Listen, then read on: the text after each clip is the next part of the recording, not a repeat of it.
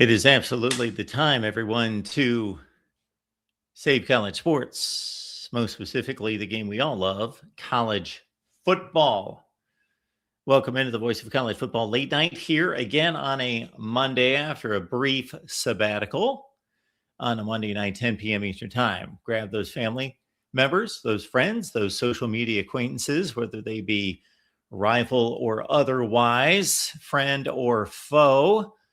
Let them know we're talking college football with all of you and taking your calls. We have left the link there in the chat to take your calls. Also left the link on X to try to stir up some conversation on the latest concerning the future of college football. And appreciate you all being here.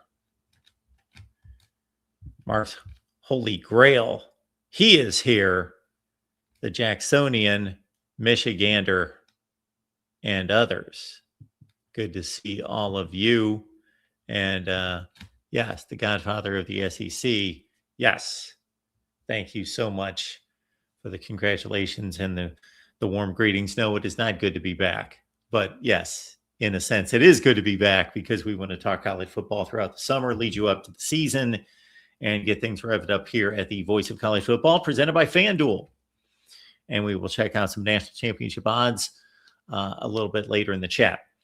So as we take you through some of the proceedings from the past couple days, I want to remind you of my background. I'm in it with you. 19 years production operations manager at ESPN, 9-year sportscaster before that, both as a news anchor reporter, but also sportscaster director, WCBI, Columbus, Mississippi, among a few others.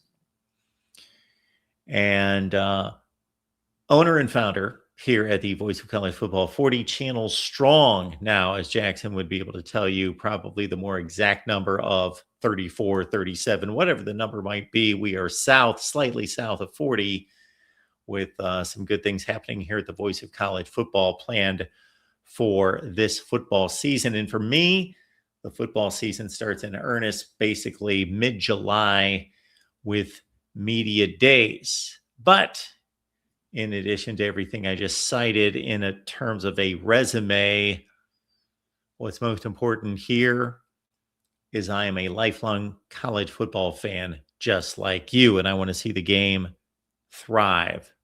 I want to see the game not just survive, because it will survive. Somebody is going to be playing football 10 years from now. They're going to be playing something called college football 10 or 15 or 20 or 50 years from now, I do believe.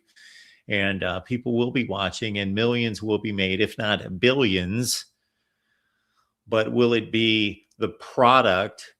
Will it be the culture or anything close to what you want? Because this is all for you. It is all for me. It is all for us. So while I do want to get to some major points concerning what Ted Cruz and also his bipartisan counterpart are proposing, Maria Cantwell, we do want to get to that. I also want to get to the phone lines, because what you have to say is most important, because we are here for you, the fan. That since day one has been our mantra, is that we represent the college football fan, because nobody else is representing you. We got DeReal MVP showing up, so let's talk to him. DeReal, what's going on tonight? Not much. How about you, Mark? I am doing well. What's on your mind? Well, first off, congratulations on your marriage. I hope you have a great marriage and a long, happy relationship ahead of you. I know Appreciate that. Yeah, no problem, man. It's a big deal. So I wanted to congratulate you on over the phone instead of just leaving a comment. But I think saving college football, to get into the subject, there is the nerdy legal side of that, which is the bills and stuff, but I don't have much faith in the political system or the legal system, and I don't think their average or even hardcore college football fan is educated enough to understand most of the things that's being brought about. So I want to go in a slightly different direction and just do some basic things that I think would more validate the sport as a whole, if you don't mind. Absolutely. The floor is yours. So the first thing I would like to suggest is we've got to create better schedules in college football that are more balanced throughout the year. It's ridiculous that 1 or 2 weeks out of the season you get 3 or 4 massive marquee games, and like the rest of the time you might be lucky to only get one. Like, I'm not sure if you've seen the Big Ten. They announced the first through three big noon kickoff games. Two of them are complete and absolute jokes, which is North Texas and Indiana, and Kent State versus Ohio State. If you want to help grow the sport and be a more meaningful game, maybe we should get a better opponent or better matchup than Kent State, Ohio State as a big noon kickoff. Yeah, so I have yet to see those specific matchups, but it doesn't surprise me. We've seen some MAC teams taking on Ohio State and Michigan as big noon kickoffs because they slightly deceive us in their promotion of what is their game of the week. Obviously, their counter programming, what ABC and ESPN have done for years and years and years. And of course, that's take advantage of a Saturday night crowd when most people are geared up. And we've been conditioned as sports fans, not just college sports fans and college football fans, but sports fans, that the best games, the biggest games, the highlight games are at night. And that's how we've been conditioned. And that's what it's been, not just conditioned, but that's been the reality of it. And then obviously Big Noon determined, especially with the prominence and the dominance of the SEC, that if they were going to latch on to the Big Ten, which they did about 10 years ago as their primary conference, even though they've got a Big 12 contract, to take on the SEC, that they would have to counter program. And obviously, the Big Ten has always played more day games than the other conferences anyway, and that they would counter program and want to own the noon spot. And they've been rather successful, although we had a conversation a couple of weeks ago looking at the SEC versus the Big Ten in TV ratings. And even with the addition of Oregon and USC in particular, it was a banner year for the SEC in TV ratings.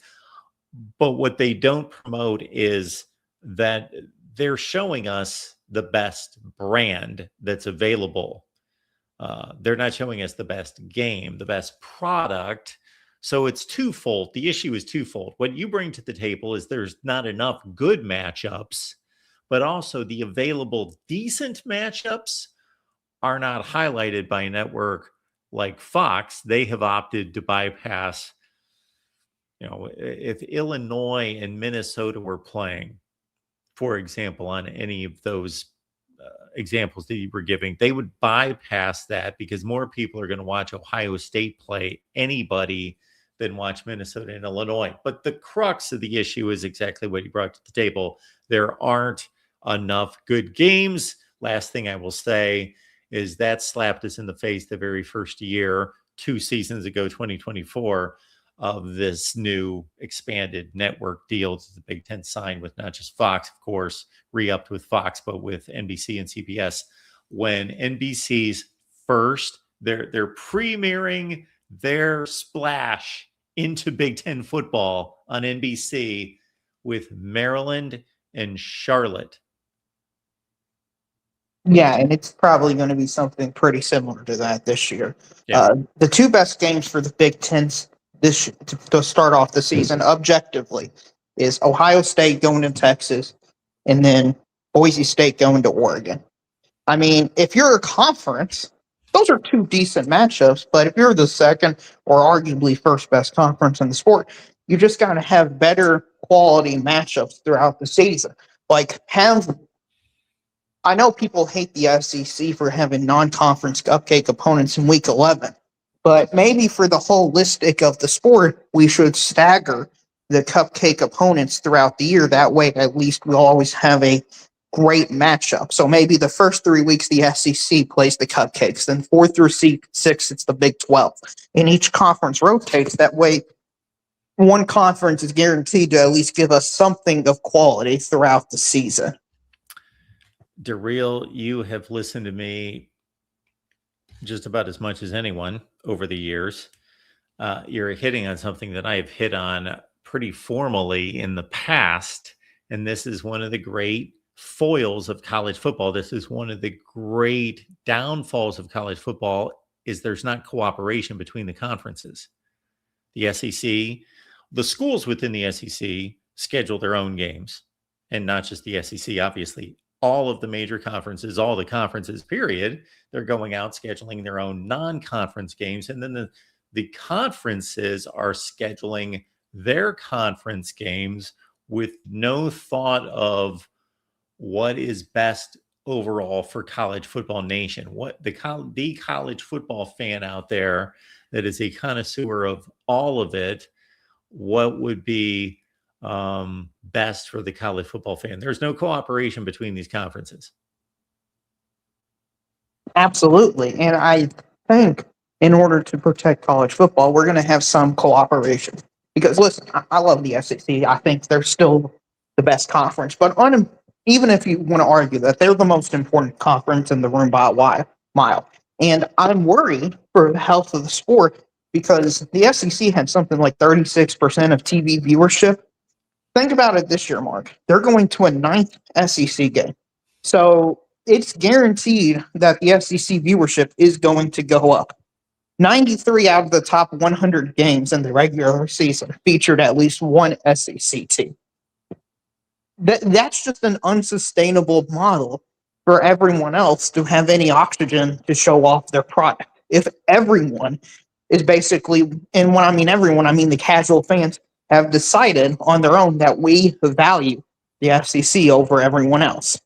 Now, Big Ten fans may say we're the better league and we've got better players. That might be true, but the casual fan doesn't believe that. And if we want to help the sanctity of the sport, we have to convince the casual fan that Illinois, Minnesota, Rutgers, Iowa State can somewhat be on equal footing to these other SEC schools.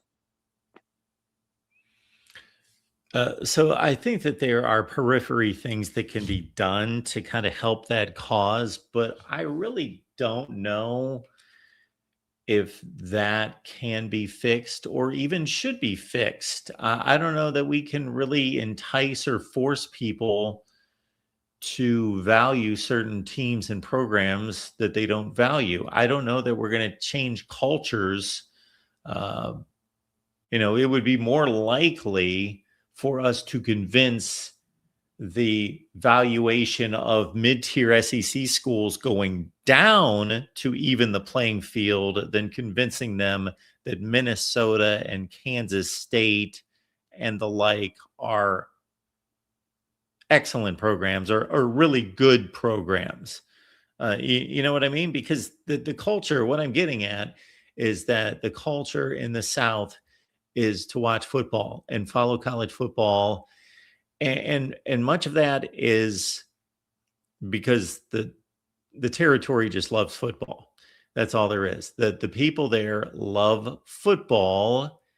And there's a few things that have contributed to that as well that have helped that cause. One has been, even though this has changed somewhat with NFL teams being established in places like Jacksonville, Florida, and the like, even well-established NFL franchises at this point, like New Orleans and Atlanta, are relatively young in the scope of the entire history of the sport.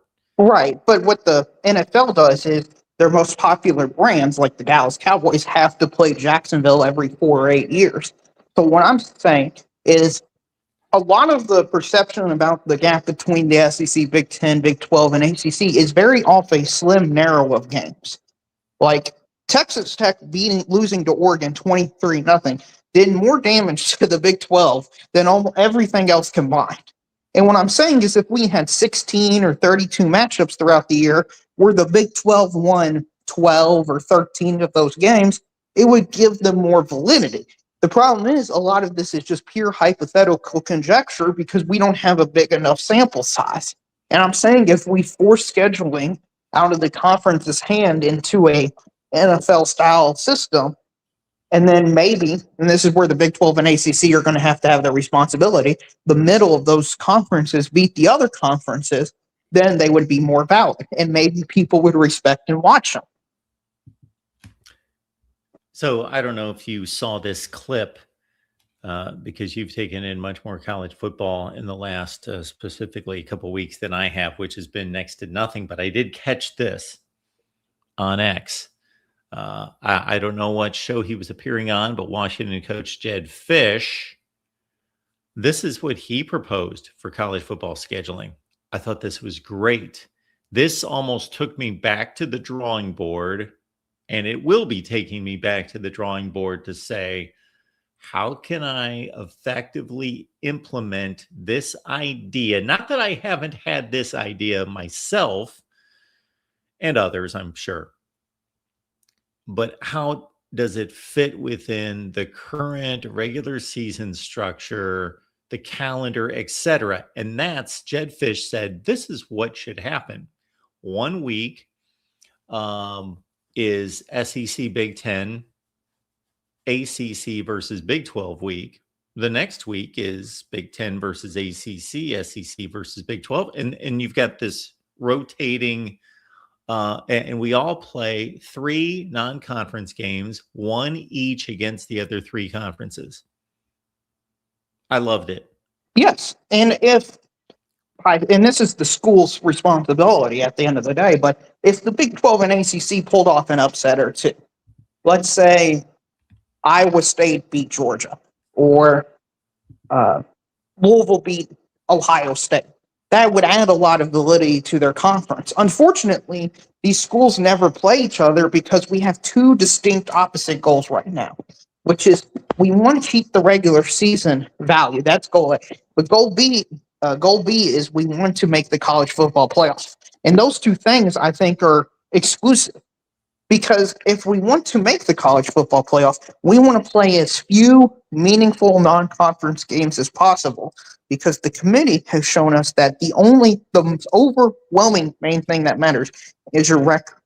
So, like, there was a lot of talk about Texas and Texas Tech, and Texas Tech wants to play Texas. But if you're Texas, you've got Ohio State on their schedule already, and if they win 10-2, they'd be in. So adding Texas Tech does nothing. And it's all downside for them. So you have to create a system where scheduling massive non-conference games is going to be rewarded. Yeah, you have to do one of 2 things. Do what you promote, and that's reward the teams that go schedule difficult games and penalize the teams that don't, or do what I propose, and that's take the scheduling out of the hands of the schools and force feed it with a formula that can provide as equitable of scheduling as possible without having a crystal ball.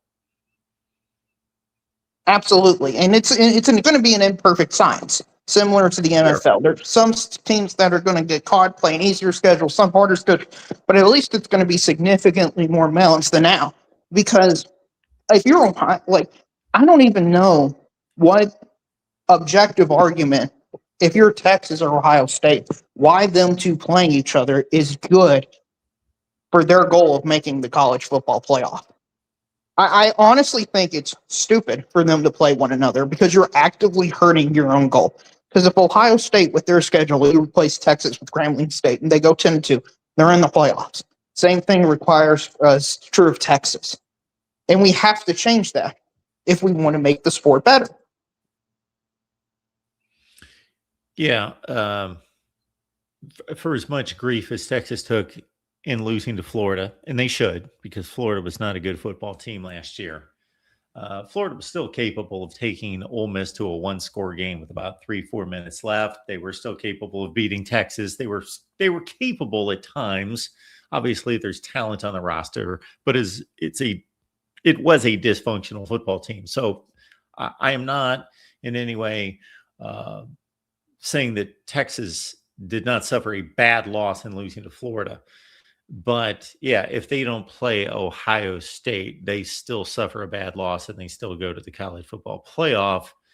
if they go and play San Jose State instead of Ohio State. Yeah. And that shouldn't be.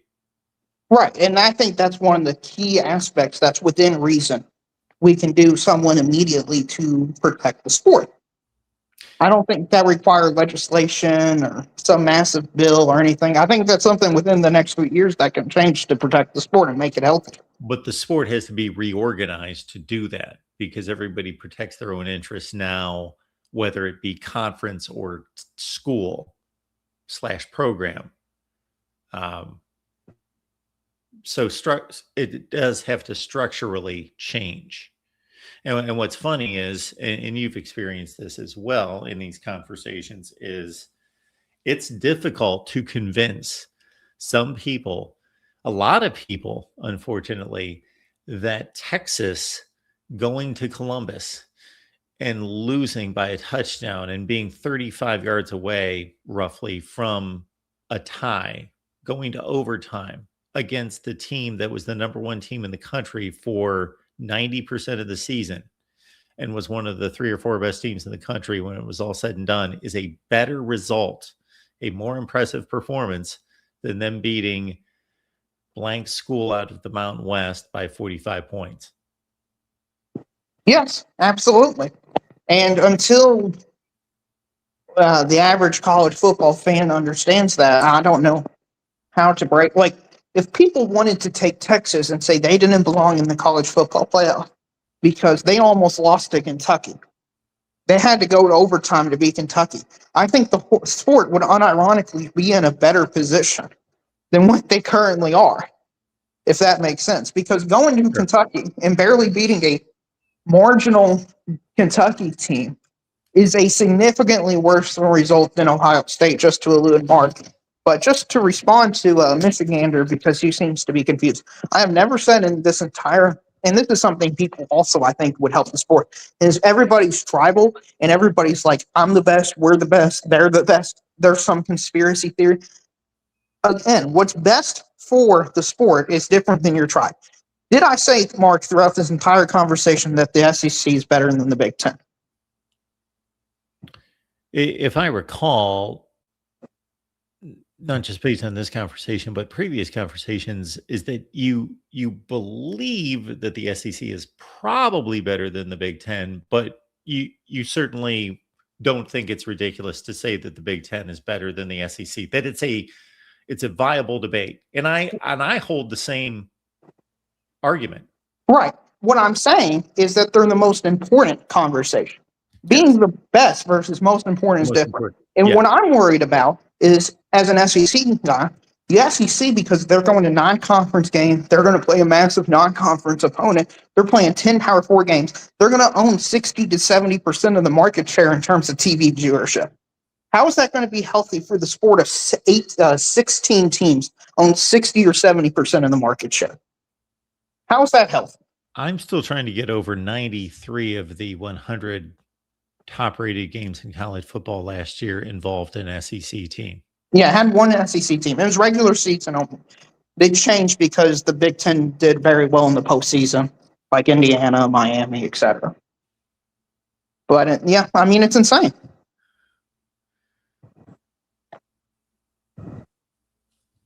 Ohio State and Michigan. Ohio State and somebody else had to be in there, even though they played a lousy schedule. Well, obviously they played Texas and Michigan played Oklahoma, so you knock those games out. Oregon, Indiana, I think, was one of the games. Oregon, Indiana. So I'm guessing like Oregon, USC, or Ohio State. Their second highest rated game last year was probably a close call between Penn State, Washington, and like Illinois. Right. I mean, when we looked at it, though, Ohio State, Penn State was the 4th most viewed game of that weekend. Yeah. Behind 3 SEC teams. So it would be very far down the list, even if it made the list. So I can't assert to you that that would even make the list. But what I can guarantee you, and this is what I guaranteed earlier in the conversation, which Michigander heard me, is that number is going to go up. Because instead of the SEC playing Chattanooga, it's going to be Texas, Tennessee. I know that game's going to get more viewership. And because of that, I know the SEC is going to get more of a market share. And I'm just warning everybody that if the SEC gets 50 to 60 to 70% of the market share, and the Big 12 and ACC combined only have like 20%, is that good for the sport? Yeah, and what you just stated shouldn't even have to be explained. That's just common sense. If you understand just simple math, uh, that if the SEC had the best television viewership, which it did by a decided margin, that if you're displacing 9 games, or I'm sorry, you're displacing 8 games because you get 16 teams, you're displacing 8 games against the likes of, yes, the Citadel and Chattanooga, etc., and just replacing them with SEC teams playing SEC teams, then you have taken what I believe it would be 64 conference games, and you've added 8. You've made it 72. You've added like 12 or 14% more SEC scheduled games and eliminated, it's not eliminating the good non-conference games. It's not eliminating Oklahoma and Michigan. It's eliminating, the games that we're talking about, the FCS games. Right. And And the just Sun to Belt. respond once again to Michigander, because he's debating this point in the chat, Arkansas, Texas was the #1 game of their week. It doesn't matter if Mississippi State's playing Georgia, Arkansas's playing Alabama, Kentucky's playing South Carolina. That doesn't matter. Those brands are so big and so significant that they dwarf almost every single brand in every single league outside of your top 4 or 5 brands. You may not like it, but that is what the casual college football fan views as the sport. They view Arkansas against these bigger teams as more valuable by a wide margin than Illinois playing Ohio State. I don't know why that's the case, but that is the case. Yeah, so some of the things Michigander is stating, they on the surface don't seem to be ridiculous or anything, but we're just citing the numbers from last season. And again, the SEC increasing the number of conference games is only going to increase the ratings on the SEC side. I do think that it's going to help the Big Ten, as Ohio State and Michigan are playing 2 of the tougher conference schedules, while those 2 were playing 2 of the weaker conference schedules last year. So it's creating Ohio State, Oregon, Ohio State, USC, Ohio State, Penn State. Yeah. Right. They're playing a much more difficult schedule, Ohio State is, in conference, and so is Michigan. I don't understand why the Big Ten decided to keep Ohio State, Michigan on the same cycle in terms of hard and easy schedules. That's a stupid move for the league. They should have every year one of them play a hard schedule, one of them play an easy schedule to maximize their revenue. Because for basically 50% of the years, you're punting on your 2 biggest brands. It makes no logical sense for them to do it. I honestly, it doesn't make any sense. But I'm going to argue for this as well throughout the entire year. 9-3 Michigan, 9-3 Ohio State should make the college football playoff mark. I will be pushing through that through the entire season because it's bigger than my conference. I want teams that play a difficult schedule to be rewarded. That's how we protect massive games. Because if you're the Big Ten, and let's just logically go down the line. If Texas, Ohio State's not good for you, then why is Ohio State, Oregon good for the league? What if Oregon has a slightly down year and there are 2 losses going into Ohio State? And we say, well, that 3rd loss cuts them out. Instead, Oregon can play Purdue. They win that game and they're in the college football playoff. That's why I'm trying to start the argument now that protecting massive non-conference games is important. Because the leagues are only so self-interested, they're going to have their top brands play all the bottom brands in the league, and that's going to hurt the sport overall. We're going to get less massive non-conference matchups or even conference matchups. Do you think this is a valid concern? Sure, it's a valid concern. We've been seeing teams cancel series at a higher clip over the last 10 years. And we're obviously seeing it now. It was good to see Ohio State and Alabama, at least for now, commit to their agreement to play, and I believe 2027, 28. But yeah, it only makes sense. So much money is made in the college football playoff with these payoff to these individual schools and conferences that yeah, the difference between having 5 teams a la the SEC, even though they didn't perform well, and really Ole Miss was the only one to advance far. But with all those opportunities of a 5 entry from a league is what the SEC obviously had last year versus what the Big Ten had. In having 3, you just create more opportunities. I don't remember the pay scale and how it catapults throughout the playoffs, but it's extremely significant. It's like 4 million, then you make 8 million, then you make whatever. And it just continues to almost double per round. So the most important aspect of the sport, even more so than what it's been in the past, is being a postseason league, a league that thrives in the postseason. Right. Absolutely. Something else we can do easily to protect the sport is we make every vote public for the college football playoff committee. Yes. I'm sick and tired of it's rigged. If there's a system of collusion. I mean, just think about the vast conspiracy that would have to take place to actively hurt the Big 12. Like, you would have to have Big 12 directors and athletic directors involved in hurting their own conference. But these conspiracy theories lay plentiful and fruitful amount in the Big 12 and G6 circles. And I think if we made every single vote public, it would first off expose who their incompetent people who are voting are, and we can get them off, and we could get a better and healthier process overall. And B, it would silence most of the conspiracy theories, because I think most of these votes are completely logical. And it may be a 1 or 2 vote difference that makes it so people can see, well, this was a super narrow gap. Therefore, it was a really heated argument. And it wasn't something that was completely unified.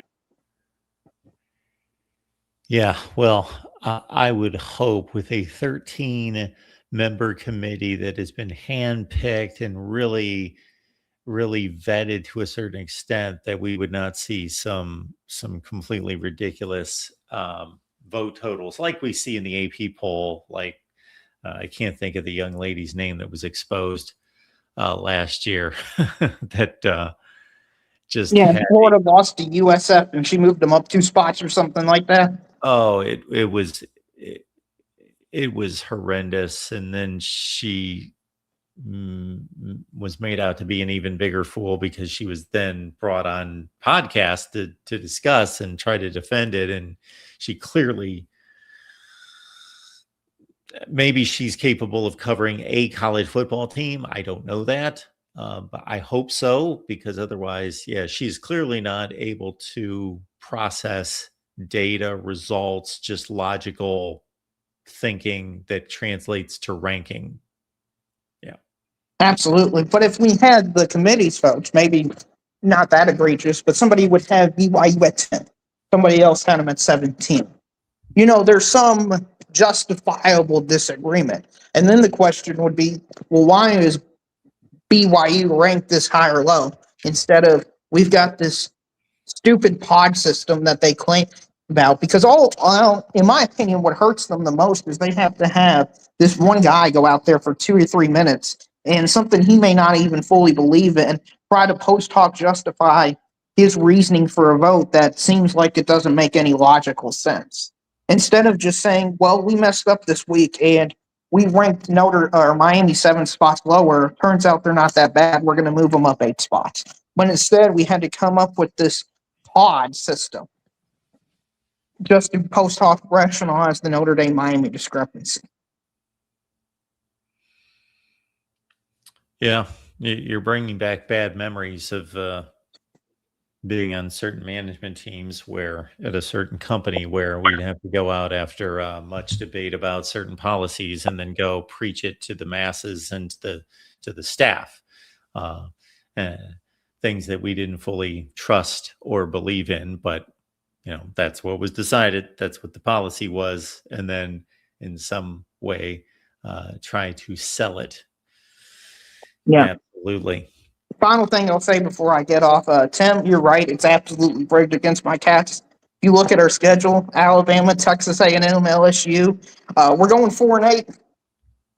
Mark, it's sad kind of knowing your ceiling is 6-6 because you play in a conference where every single team is basically a top 30 team in the country. It's kind of depressing. So we'll roll it out there. We'll get beat by 40, probably 2 or 3 weeks out of the season. Week 1 we got like that'll be the highlight of my season is those cupcakes. And nobody understands when you're a small SEC school like Arkansas, Mississippi State, Kentucky, you live for that first 2 weeks of the season. You live for it. How are we going to assert our dominance unless we play these cupcakes? Yeah, at least you can arrive in late September and be 3-0. Yep. Well, we'll be 1-2 because the SEC gave us Bama to start off the year in week 2. Okay. No, yeah, nothing like a good first home game for the new head coaches. You got to play Alabama. Well, there is basketball season. Got him. All right, Daryl. Have a good one. Thanks for being here. The real MVP, of course, everyone. We appreciate you being here at the Voice of College Football. Good to see Tim Prankley in the chat. We have a little audience here tonight as we crank things up on a late night, at least on the East Coast, late night conversation concerning the college football playoff is where the real took us. And of course, you guys ultimately produce the show. We do this for you in regards to representing the fans. We represent the college football fans here at the Voice of College Football. I would like to get into the Ross Dellinger article about this Protect College Sports Act that was proposed by Maria Cantwell of Washington and Ted Cruz of Texas. But we got to talk to Hall of Fame Trey, of course. Trey, what's going on tonight? Hey, what's up, Mark? And congratulations to your marriage. I've seen that video, and it was really nice. Oh, I'm very windy. Yeah, that's beautiful. Very good. I'm happy for you. Very happy. So I seen your video, and I wish I was on the live stream a couple of days ago when I seen the 24 college football playoff team. I wanted to comment on that. I say that is the dumbest shit I have ever seen. 24 teams. Basically, if you think about it, it's handing out participation trophies because they're not the best. I mean, what's the best? I mean, you would think the top 2, like the BCS had, or at least 4. Then when you went to 12, it was like, okay. And now if you got 24, I'm like, well, they're all not the best. They're like the 8-4, 9-3 teams that are not the best. It's like giving out a trophy to 3-9 Nebraska for 3 straight years. They're the best 3-9 team ever. Who celebrates that? Nobody does. I mean, it's a tragic end, and it all started with the what is it called? It started with the realignment of some Big 12 teams like Colorado, and Utah went to Pac-12. It started little things that kind of made sense. Utah and Colorado did for the Pac-12. Then you started getting a little bit crazy, going like Texas A&M and Missouri to the SEC, and then Oklahoma and Texas began to come, and then all of a sudden started a snowball, NIL, and now we got teams complaining that don't play very good schedules at all. If not very good conferences like the ACC. Now everybody wants to go to the playoffs. SEC wants more people. They want to outdo Big Ten. Big Ten wants to outdo SEC. It's not about the best team anymore. It's about just seeing who gets more in their conference. And it's sad as hell. And college football is dying. Now, I mean, if you look like 2007 looks college football that would last forever. This going to kill it. I mean, what the hell are we doing? I mean, this is a tragic end to college football unless we get this figured out. And we ain't going to get this figured out. Coaches don't get it figured out. The NCAA don't know what they're doing. The conference commissioners are no good. So we got the federal government involved in this. That's how good a job they did.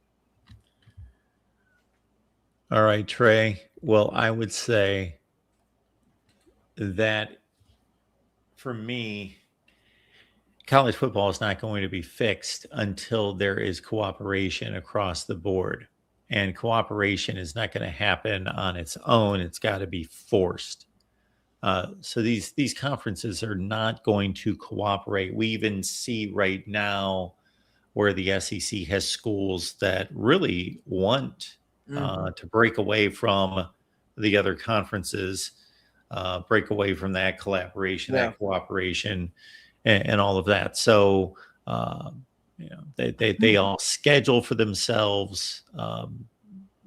As Darrell brought up the topic, and then I expanded on the conferences schedule with no thought of the other conferences, and then the individual schools schedule to their own advantage, which I'm in no way blaming the individual schools. They should be scheduling to their advantage, but they should not have a say in it. So again, I go back to the COVID year of 2020, and that showed us everything that we need to know about college football and how it's run and who owns the sport and who drives the sport. And that it's a fragmented map of conferences that do whatever they want. And then when they have to come together for the playoff, the SEC and the Big Ten can push the other two around because they have more money and more eyeballs on them, and they have more power. So this has to go to, in my opinion, this has to go to a governing body, whether that's a commissioner or a governing group that is looking out for the entire landscape of the sport, looking out for everyone, and most of all is looking out for the fan. But yeah, the deterioration of college football, for me, a lot of it lies in what you just went through, and that's realignment, because that broke rivalries apart, that broke regionalization, that tore down and ripped at the fabric of the sport, which is SEC flavor type of football, food, music, all the culture, the Big Ten culture, the Pac-10 culture, Pac-12 culture, Big 12 culture. Well, you no longer have a core culture when you have Rutgers, Nebraska, and UCLA in the same conference. What is that? They don't ever face each other. I don't even know. I'll tell you what, another core thing, and I've seen this on Instagram, with the reels and stuff, whatever, memes.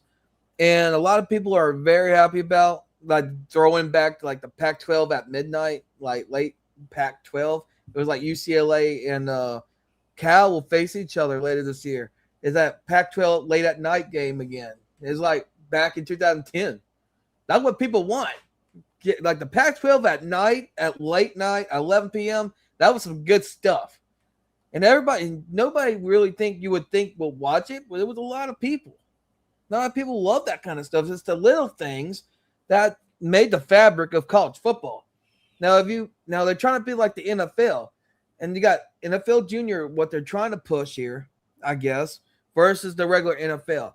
Well, the regular NFL is going to win all the time because they know how to do it correctly. You don't see nobody really complaining about NFL, except for their dumb rules and stuff. But as a body of franchises come together, nobody complains about it.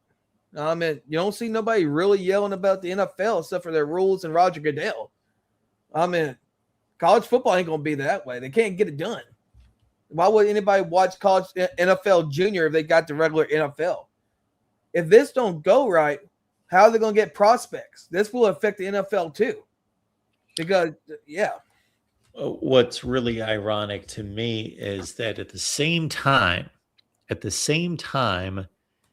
that these results are most important and more Mhm. important because we're not just trying to figure out who's going to play in a BCS championship game, who Yeah. the top 2 teams are, or even the top 4. We've now expanded to 12, and we're going to go beyond that. This happened at the same time that we made these conferences so large that it somewhat invalidates the standings in a conference and the conference champion because they don't play each other enough within the conference. So we've Yep. done both at the same time, and it's worked against each other. Yeah. And that's not working out very good. This is going to affect the NFL, isn't it, Mark? I mean, think about it. If college football can't really get together and really figure out what's going to happen, and they have their own little groups in themselves, how that's going to affect the NFL draft and future prospects?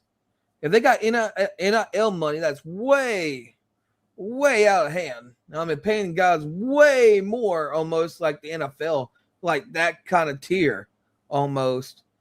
I mean, what's going to happen to the prospects in NFL draft? This is going to affect the NFL too, because I mean, they want to stay in college forever. I mean, that's what they were trying to do. You have guys that stay there 8 or 9 years, just like JT Daniels, Emory Jones, stay there 8 or 9 years. Dylan Gabriel, man, they're already past their rookie kind of season at that age of like 23, 24. You have 28 and 29-year-olds that will be rookies in the NFL. That's crushing like the structure of a starting quarterback in the NFL. You kill the fabric of the mechanics later in life. You ain't gonna be loose, you know. Well, I do believe that obviously the COVID year really really compiled that issue with eligibility Yeah. and lengths of careers and so forth. So we're going to see that back off to a large extent, and it already has. But it's a point well taken that a lot of players that need the development, they're not Yeah. 5 stars. They are not the very the Jeremiah Smith types. Most of the players that make the NFL are actually in the 3 to 4 star range. That they need development, and it's easier to develop, or it's more difficult. Maybe I'll flip around the argument. It's more difficult to develop as a player that needs development when you're playing at 4 different schools over the course of 5 years. I mean, and the reason I say this is when I look at it from 2020 to this year's draft, there's not many good players anymore. I mean, what's going on? It's like not really, big names in 2018, 2017, before COVID. It's like you have some good players coming through. It's like nobody really sticks out that much. I mean, you don't have that first round, like you got to have these guys. It's like maybe 4 or 5 guys, and then you got the rest of 31, or like 28, whatever, to fill the roster because you got to. I mean, no one really sticks out. And I think that really hurts NFL because of college football with the years of eligibility. And the players nowadays don't really want to try hard because of NIL money. And also just you can see their loyalty. Their loyalty. When you bounce around team to team, you don't really have loyalty either, That loyalty matters. I hear you, Trey. I hear you. We're on the same page. I mean, loyalty matters. It's like I used to hear this saying. It's like, if you cheat on your wife, why would I do business with you if you can't be most loyal to the one you love? Why would I be? Why would I even trust you? Because you broke, the person that loves you the most. Loyalty. I mean, that's what they're doing. They're basically doing that. They're not being loyal to the school. They're bouncing around, the school to school because they didn't get what they want, and now they want to go to the NFL and nobody wants you. So I'm going to half agree with you there. Okay, go ahead. because I think when it comes to loyalty, let's understand that the system forced the players of yesteryear to be loyal. They had no other choice. They had no other choice to stick with the school that they committed to originally. So this myth that those guys were loyal, like inherently loyal, and these guys are inherently selfish, They are selfish. doesn't fly with me. I mean, you look at the Reggie Bush years and Brandon Spike and Tim Tebow and all them guys. They loved the school. There was like most of them loved their school and fight for them. They couldn't leave the school.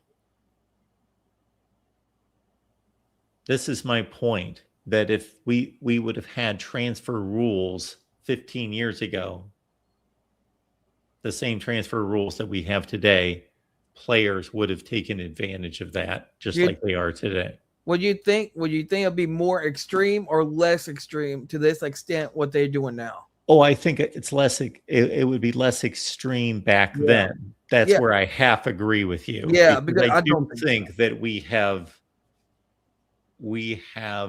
raised a generation to be me first and not team oriented.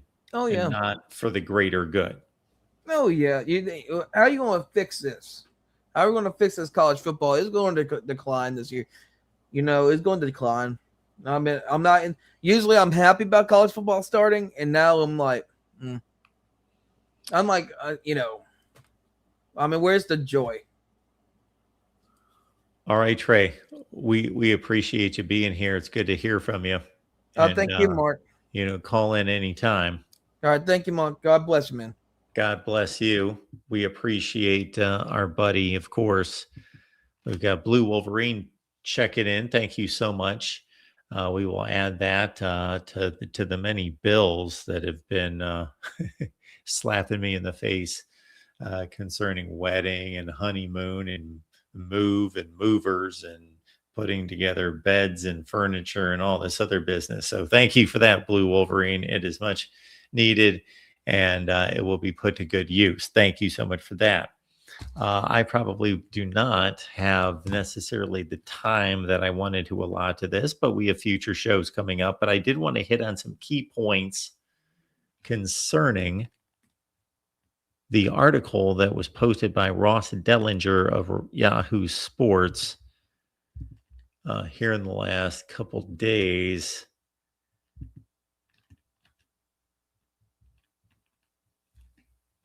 And I'm not going to read this article. And again, Ross Dellinger, this was posted on May 27th. Somebody famous has a birthday on May 27th. May 27th by Ross Dellinger. And I wanted to hit on some points here. Again, I'm not going to read the article, but I want to hit on some points. So this is the Protect College Sports Act. And this comes off the heels of the SCORE Act that gained so much notoriety, bombing, not being able to come anywhere close to being passed. This is being championed by Ted Cruz, Republican. I just bring that up because this is a bipartisanship effort between Ted Cruz and Maria Cantwell, a Democrat from Washington, the state of Washington. So that partnership may have come about organically, or it may have been produced to show a united front of bipartisanship. That would be my lean. Okay. The bill is directed at protecting an antitrust exemption for college sports and really covers a wide array of topics here. We've got player eligibility, transfer portal, compensation, and then if you really delve into it, it is anti-Super League, anti-SEC, Big Ten branching off, doing its own thing. Okay. I think it's a good point that it would limit agents' commission to 5%. These agents, some of the reports I hear from several sources about what these agents are charging. Now, on one side, I am of the uh, I am of uh, the side of capitalism that, hey, if they can go out there and charge that and people are willing to pay it, players and their contingency are willing to pay that, then so be it. But there do need to be regulations on the free market system, and 5% is what they're proposing for a limit on an agent's commission. Pooling of media rights, meaning that the Big 12 and each particular conference, ACC, Big 10, and SEC, are not negotiating their own rights, but there's an opportunity, there is the option of pooling the media rights. This would ban coaches from leaving a team before the end of the season, considered the Lane Kiffin rule. Now, would that prohibit teams from firing coaches before the end of the season? I think not, but maybe it should. Uh, Having a national standard for NIL. So right now we're in an NIL world where each state has different laws governing NIL, and that makes it very messy. There needs to be standardization across the board of NIL. With all the things that are wrong with NIL, that this bill somewhat addresses, and we've talked about a zillion times, that is one paramount component to NIL that has to be fixed, regardless of your stance on NIL. I got to think, hopefully, 100% of us agree that it has to be standardized across the board. And, there's some things in here that are going to be extremely difficult to enforce, like no enticement for NIL to go to a particular school. Well, that's already a rule, or at least it was originally. And that there would be no fake NIL, meaning obviously there's just money being handed to players that is not in the true spirit or technicality of NIL, which is a trading, which is basically a bartering of name, image, and likeness. You're offering that to our brand for pay. So I like some of this, but I do still continue to question the enforcement of it and how difficult it is to truly enforce it.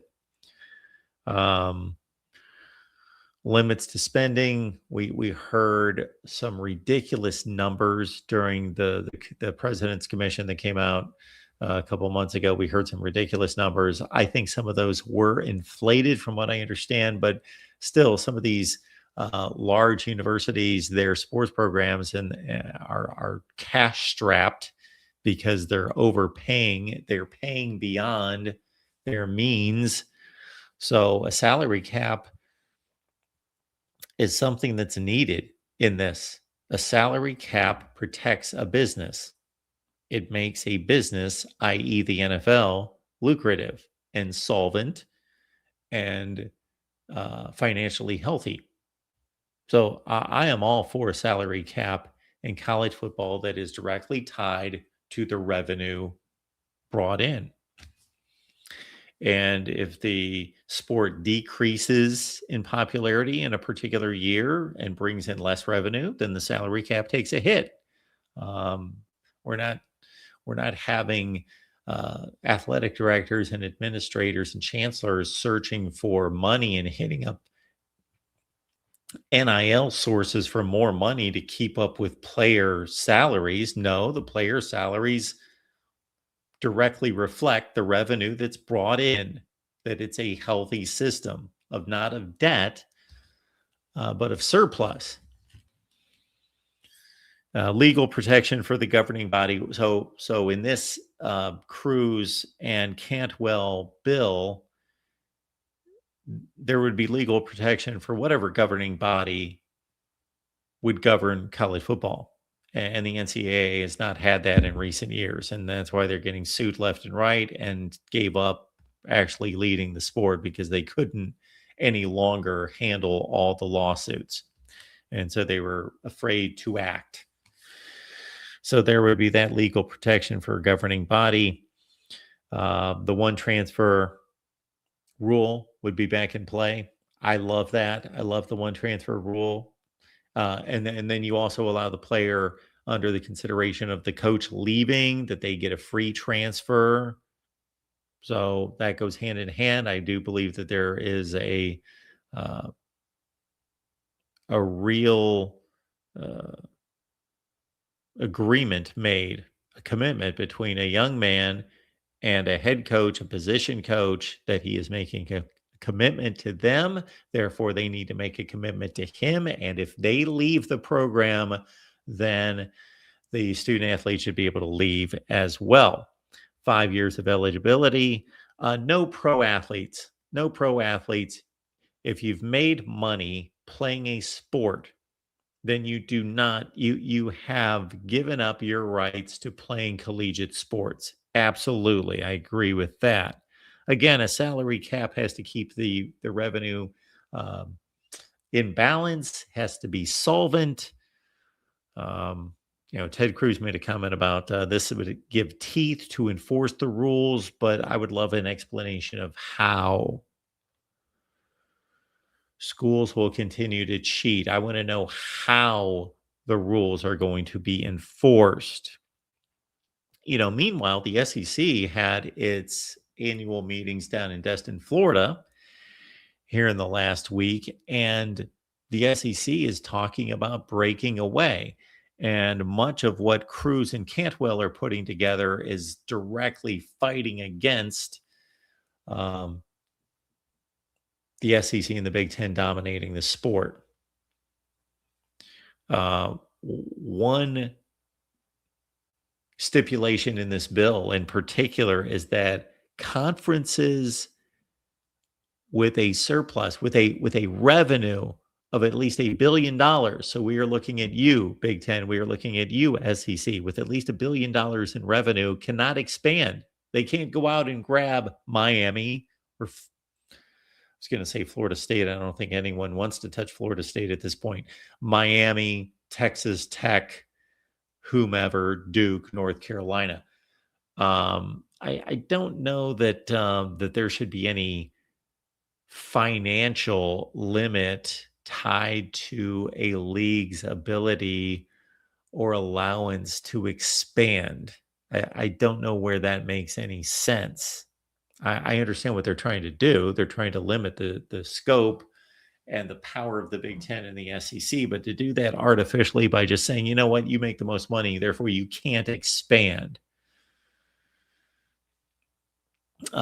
This Maria Cantwell, I'm not familiar with her, but she preached a lot of regionalism, that collegiate athletics was founded on regionalism, playing rivalries and playing schools in your area. Well, that's all well and good. That's gone. I don't know that we can get back to a place unless the Big Ten, for example, gets so large that it can then reorganize into a league that much looks like the Big Ten West, meaning way west, and the Big Ten East. I don't think, unfortunately, we can go backwards. Just to make my viewpoints well established here, I am completely against a super league. Completely against it. I would love to know, for our handful of people, 33 people right now who are with us, who's in favor of the Big Ten and the SEC breaking away and forming its own tier of football. The SEC, the Big Ten, call it the NFL, call it the mini NFL. It'd be 34 teams. Would you want that? Would you want that? It sounds very boring to me. I think after 5 years or 6, we'd be sitting here thinking, man, we've seen Georgia play Ohio State a lot. Boy, we've seen Alabama and Oregon play a lot. It would just be very boring. And while the Big 10 or the Big 12, and I was right there as one of the first to say it when all this was coming about and realignment was saying, bam, Oklahoma and Texas are gone out of the Big 12. The Big 12 will never win another national championship. And I still believe that the way the sport is constituted, to eliminate Big 12 football and the middle section of the country is just unfathomable to me. I just, yeah. Yes, Tim, against it. No, we do not want that. And I can't imagine that there is that large a portion of college football fans that want that. And I'm going to drive home this point over and over and over and over because I don't think that this point is made enough from what little bit I hear. And I don't watch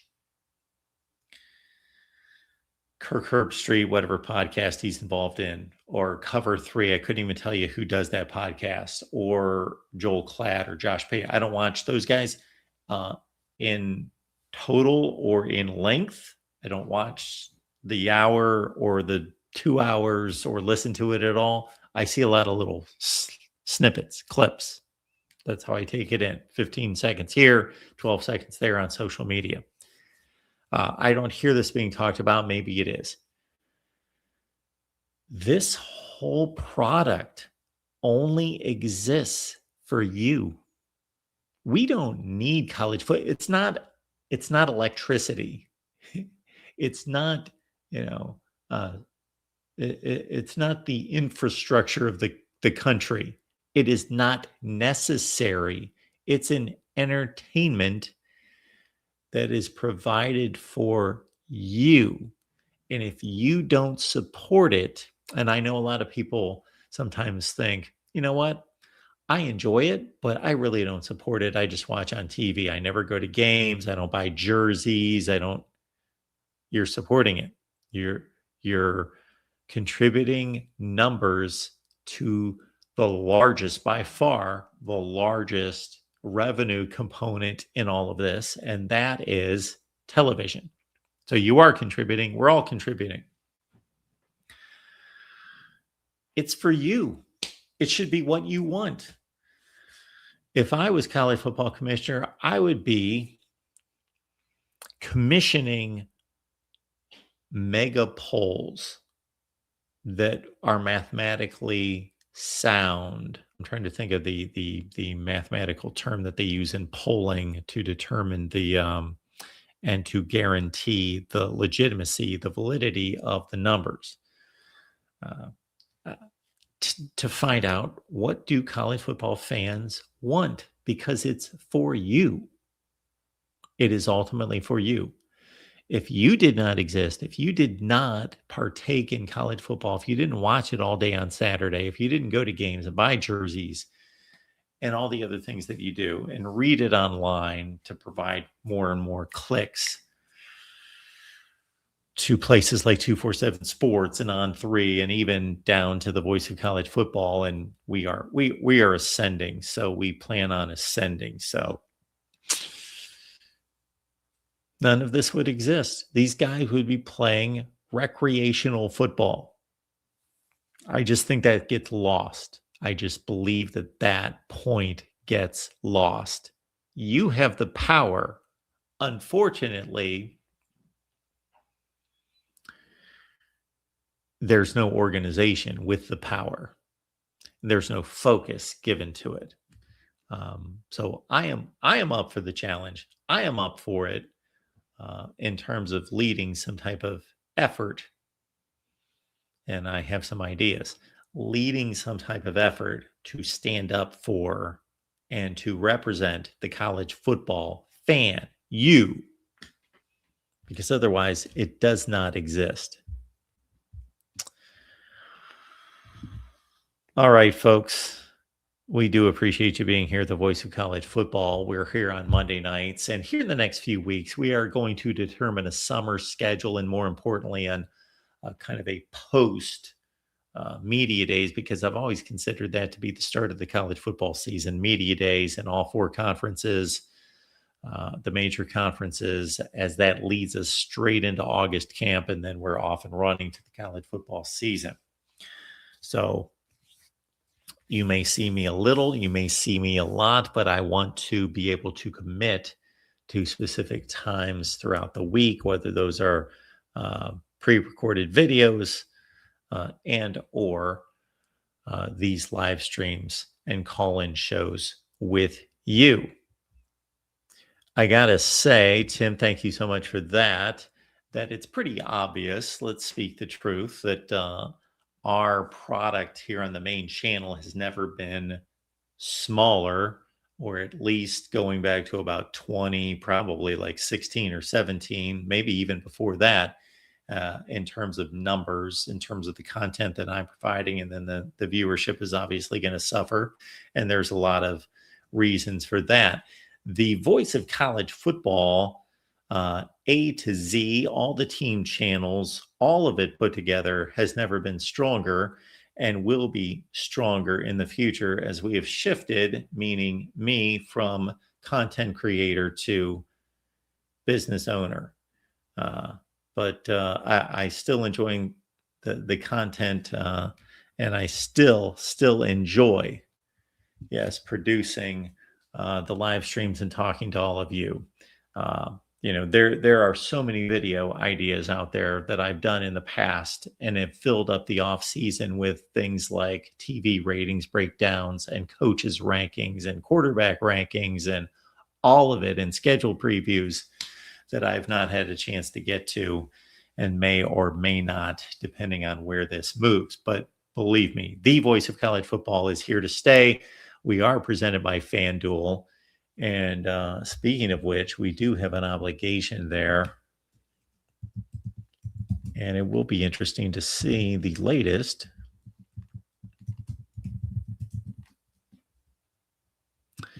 in the national championship odds. We've seen Notre Dame leading the way at one point early in the offseason, and now we see, as no big surprise, that Ohio State is the favorite to win the national championship,